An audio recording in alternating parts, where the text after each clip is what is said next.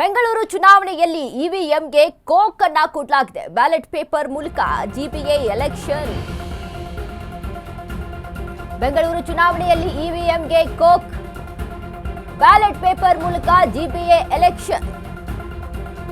ಎಲೆಕ್ಷನ್ಗೆ ರಾಜ್ಯ ಚುನಾವಣಾ ಆಯೋಗ ಸಿದ್ಧತೆಯನ್ನು ನಡೆಸಿಕೊಳ್ತಾ ಇದೆ. ಪಂಚಾಯಿತಿ ಎಲೆಕ್ಷನ್ಗೂ ಬ್ಯಾಲೆಟ್ ಪೇಪರ್ ಬಳಕೆ.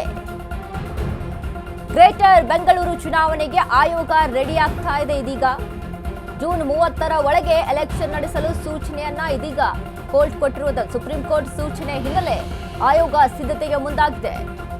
ಕಳೆದ ಚುನಾವಣೆಯಲ್ಲಿ ಇವಿಎಂ ಬಳಕೆ ಮಾಡಲಾಗಿತ್ತು. ಇವಿಎಂ ಬ್ಯಾಲೆಟ್ ಪೇಪರ್ ಎರಡಲ್ಲೂ ಕೂಡ ದೋಷವಿಲ್ಲ. ಸುಪ್ರೀಂ ಕೋರ್ಟ್ ಬ್ಯಾಲೆಟ್ ಪೇಪರ್ ಬಳಸಬೇಡಿ ಎಂದಿಲ್ಲ. ಎಲೆಕ್ಷನ್ ನಲ್ಲಿ ನಾವ್ಯಾಕೆ ಬ್ಯಾಲೆಟ್ ಪೇಪರ್ ಬಳಸಬಾರದು? ಇವಿಎಂಗೆ ವಿರೋಧಿಸುತ್ತಿರುವಂತಹ ಕಾಂಗ್ರೆಸ್ ನಾಯಕರು ಈಗ ಬ್ಯಾಲೆಟ್ ಮೊರೆ ಹೋದ ರಾಜ್ಯ ಚುನಾವಣಾ ಆಯೋಗ.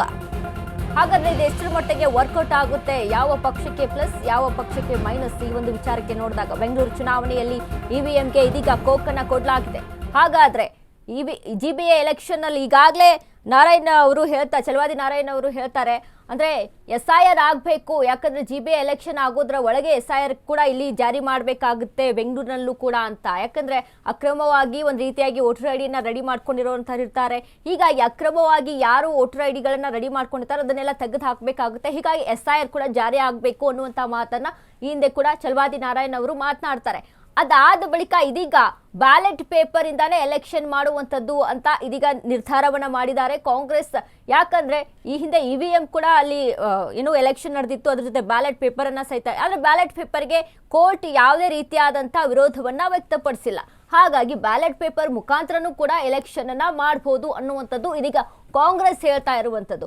ಒಂದ್ ಕಡೆ ಕಾಂಗ್ರೆಸ್ ಪಕ್ಷಕ್ಕೆ ಒಂದು ರೀತಿಯಾಗಿ ಎಲ್ಲರಲ್ಲೂ DK ಶಿವಕುಮಾರ್ ಅವರಿಗೆ ಒಂದು ತುಂಬಾ ಸವಾಲಿನಂತಹ ಎಲೆಕ್ಷನ್ ಇದು.